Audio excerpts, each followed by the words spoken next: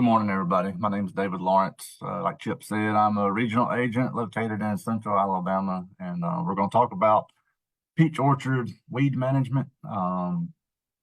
Everything we're going to talk about for today is specific to peaches, but a lot of these products that we're going to look at are also labeled for other orchard crops. So if you've got plums, apples, muscadine, blackberries, whatever, just check the label to make sure they're approved for whatever you're spraying on.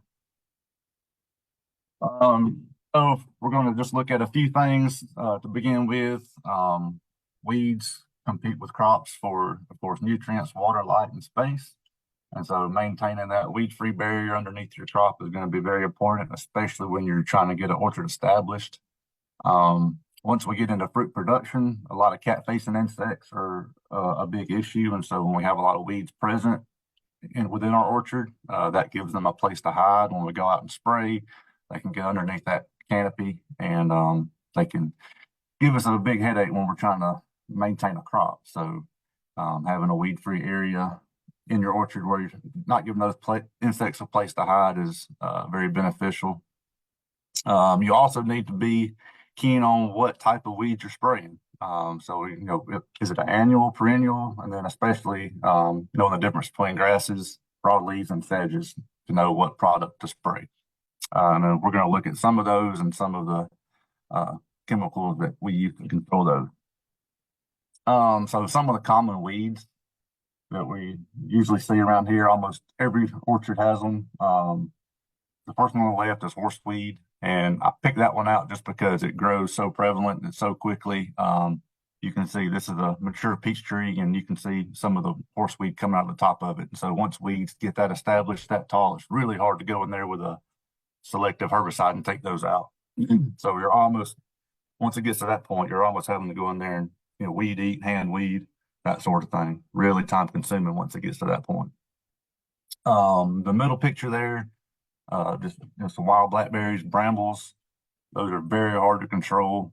We can use some post-emerge herbicides and knock them back, but they almost always come back, as does the Bermuda grass. And Bermuda grass, along with some of our other perennial grasses, are very hard to control, especially they can really take their toll on young peach trees. And so getting those out of the way, getting those under control from the start is very important. All these weed species are amplified whenever we're dealing with an irrigated orchard. For the most part, most of our orchards around here are not irrigated.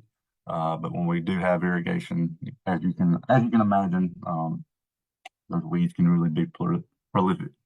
So there's a couple of different ways to maintain your orchard. The picture on the left is a bare ground orchard. So that is road middles, everything gets a herbicide application. And then the picture on the right, we're just dealing with an in-row herbicide strip, and we're leaving the middles maintained with a mower. I still like to spray those middles to keep out any broadleaf weeds. Maintaining a perennial grass like Bermuda grass or Bahia grass is great.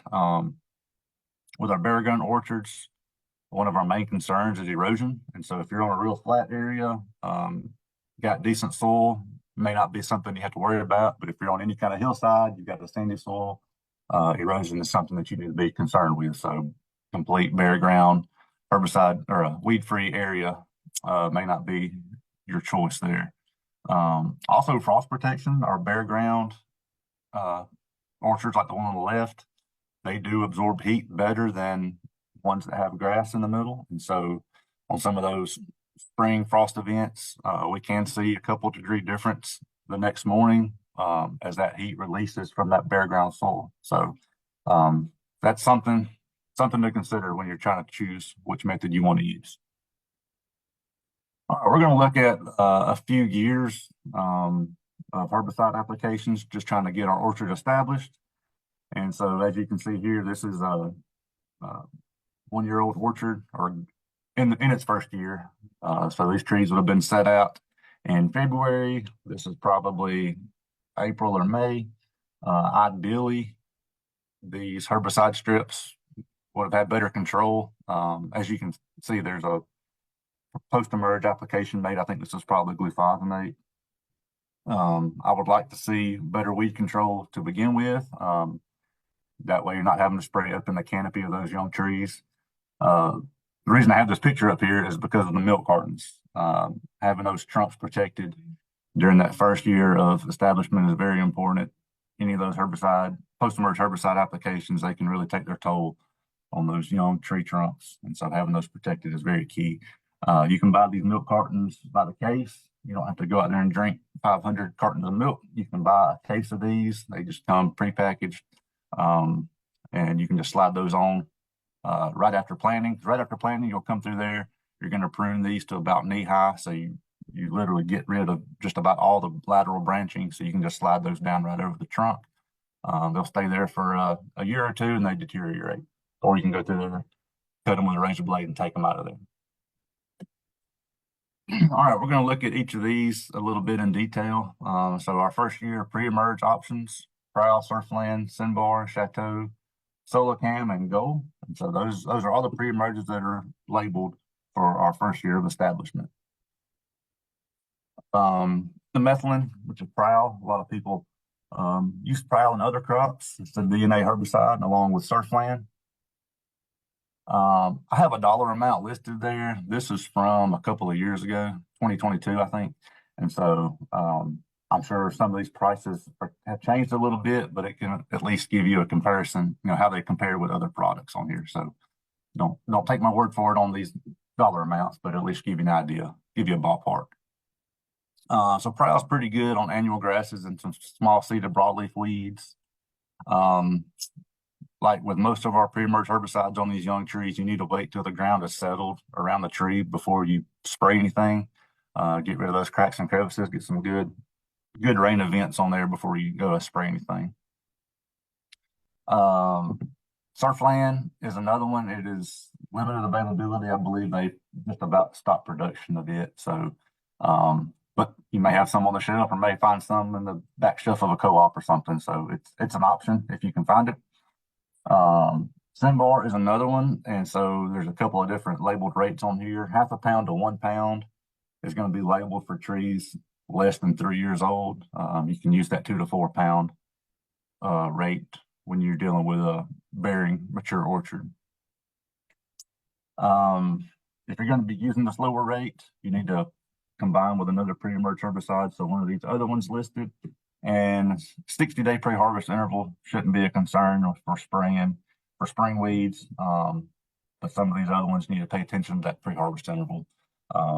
It can be an issue, especially if you're spraying midsummer on some bearing orchards. Flumioxazin, which is Chateau, very good pre-emerge herbicide, 60-day pre-harvest as well.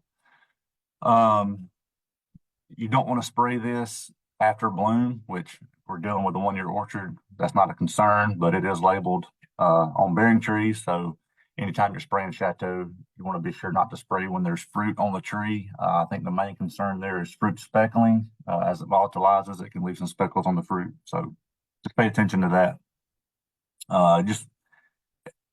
It emphasizes on the label that trunks should be protected on 1-year trees. I think that's a good idea with any pre-emerge that you're spraying. Just make sure you have those trunks protected. So this is a very good product. Chateau Valor in vegetables, SureGuard in turf. If you're familiar with any of those, very good pre-emerge product, really long residual, wide range of use rates, 6 to 12 ounces.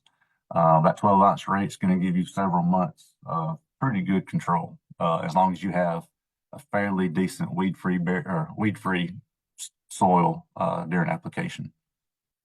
Solocam's another one. Trees need to be established at least 6 months, and so that's not something you want to spray right out of the gate after planting. It is on the high end as well when it comes to dollar amount, so take that into consideration. And then Gold's very good pre-emerge.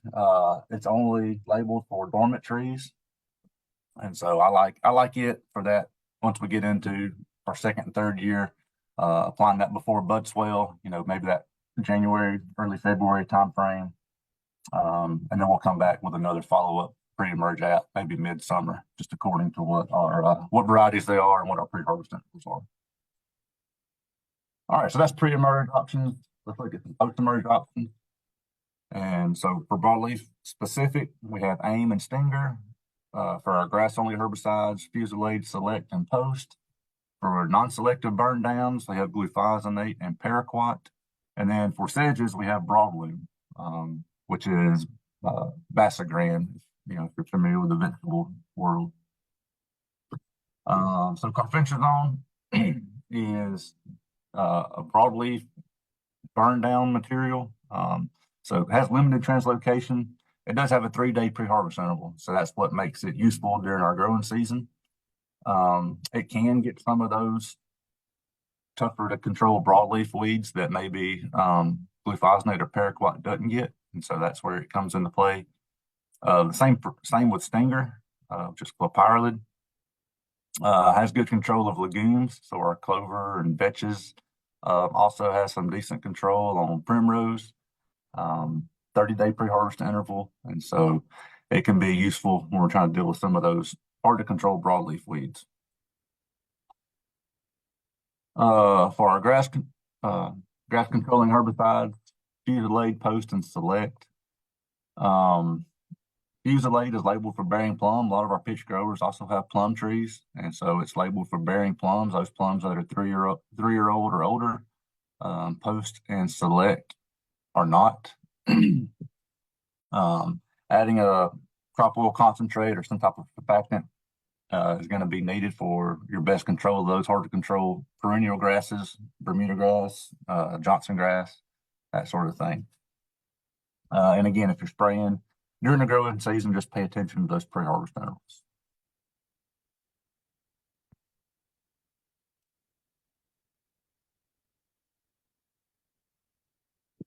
All right, so for non-selective, we're looking at glufosinate and paraquat. So glufosinates getting used a pretty good bit for a long time. Paraquat was the go-to, so gramoxone, because of its cost. It's pretty cost efficient, very good burn down material. In the last few years, it's required a applicator training, additional training, and so some growers are going to glufosinate. Burn down is very similar. No, the effectiveness is very similar.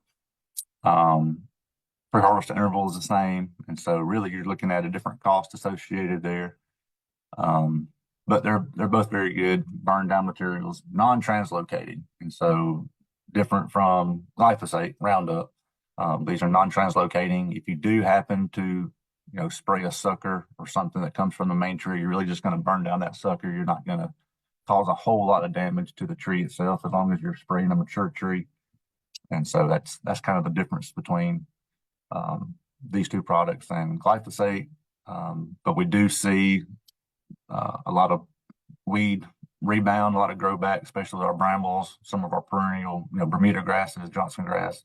See a lot of weeds coming back from these applications. So you do get a good burn down, but it doesn't last very long. And then broadloom, it is very good control of several sedge species and some broadleaf weed species. It's only labeled for non-bearing orchards, so we're really just looking at our first and second year. So once we get into mature orchards, 3, 4, 5 years old, this product is not labeled. Good news is once we get our trees established, sedges don't do that well underneath, the shaded canopy of the tree. So hopefully by then we've had them under control. But this product is very good for controlling sedges in these young orchards. They're kind of an example program. This isn't by any means the best program. It's just an example of the one I put together. The main thing you want to do is protect your trunks. So milk cartons, some growers will use latex paint. I like the milk cartons a lot better if you can get out there and do that. Using Chateau as a pre-emerge, so February, March, if we do have weeds present during that application, we'll go ahead and mix in post-emerge herbicide, non-selective. We may have to repeat that application in midsummer if our pre-emerge herbicide begins to have some breakthrough.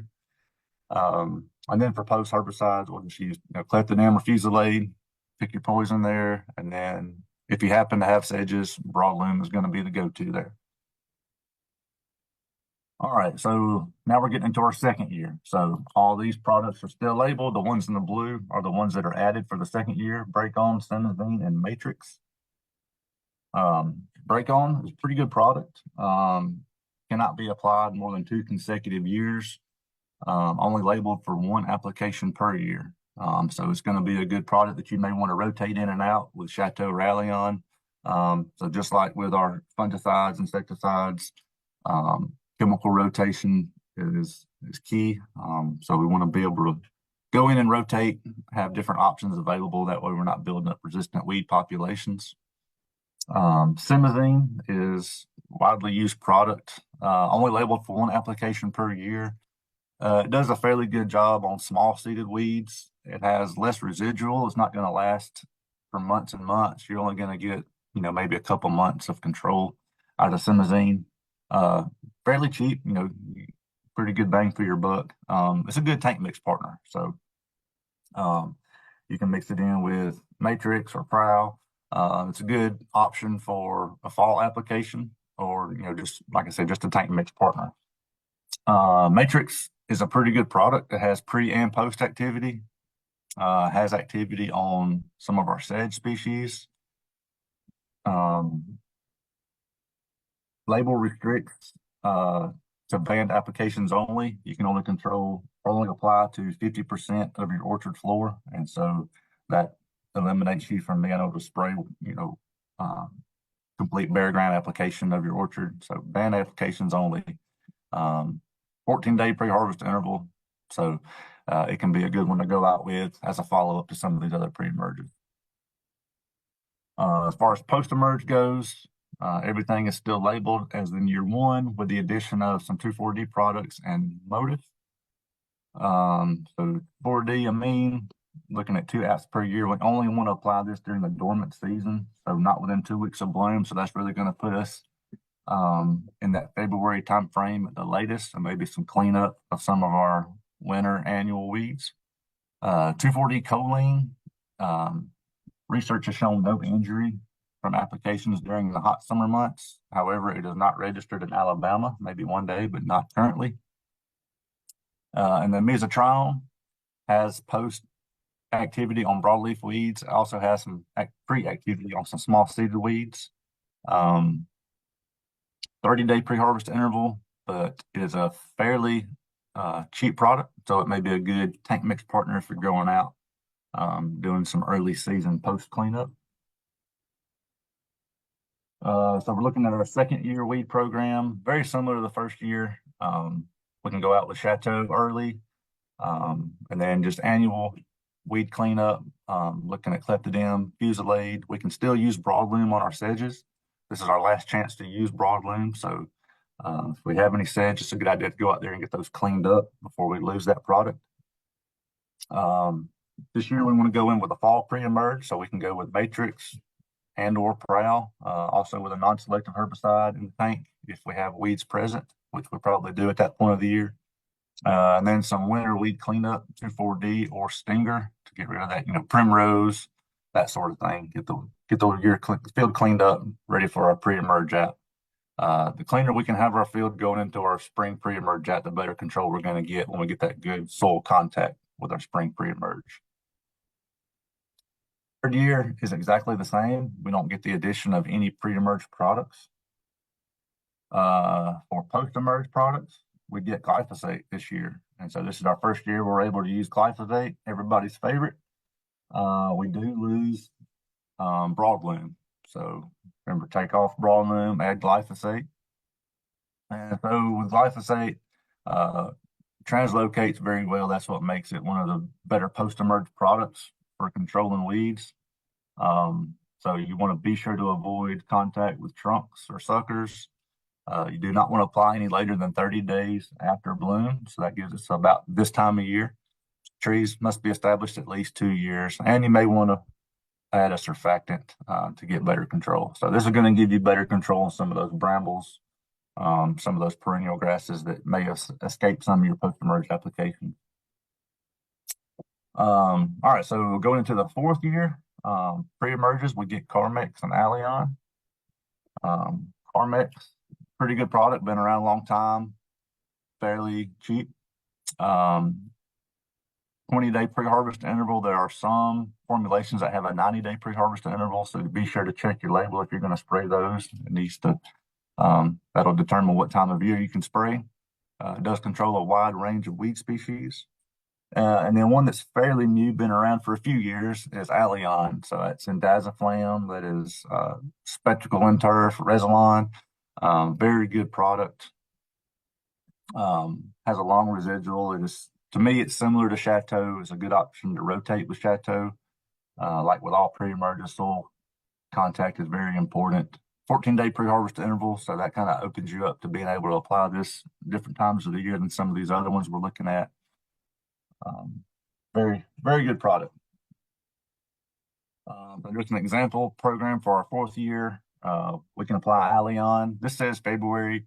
If we've done a good job of our fall pre-emerge and maybe post-emerge during the winter, we might can bump that up a little bit. So we might can do that in March, maybe even April, just depending on what our weed pressure is.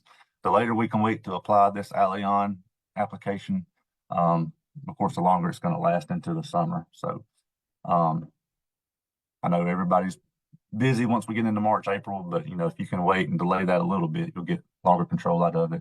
Then adding a non-selective if we have weeds present. The post herbicides as needed are all going to be the same. We can do another fall application matrix prior. We could go back to Chateau since we've been able to rotate off of it for the spring application. And then winter broadleaf weeds, 2,4-D stinger, or we could use glyphosate during that winter cleanup or early spring cleanup. So several different options there. And for fifth year, we get one more product. This is Pindar GT. This is the last product that comes into play. From what I've seen, this is a really good product. Trees need to be established at least 4 years. Needs to be applied before bud swell. And so that's going to put you into that, that early spring, that January, February timeframe. In that case, you're probably going to need to be planning on coming back mid to late summer with some other type of pre-emerge product to get you through into fall. Controls a wide range of species, so this does have the same mode of action as Matrix and Chateau and also Gold. It is not registered in all states. It is registered for Alabama. There's a few other states here in the Southeast that it is not registered for. So if you happen to be in another state, just make sure to check that label and to make sure it's labeled for where you're located. I think that's going to finish us up. Yep. There's my contact information. If I can ever help you with anything, please call me. There's my number. And like Eric said, you can find us on the aces.edu website. Just type in our name or location, and we'd be happy to help you. So be happy to take any questions. I know that was kind of quick, but I think this will be posted on the Facebook page at some point in the next day or two, so you can always go back and hit the pause button if you need to look at any of those recommendations.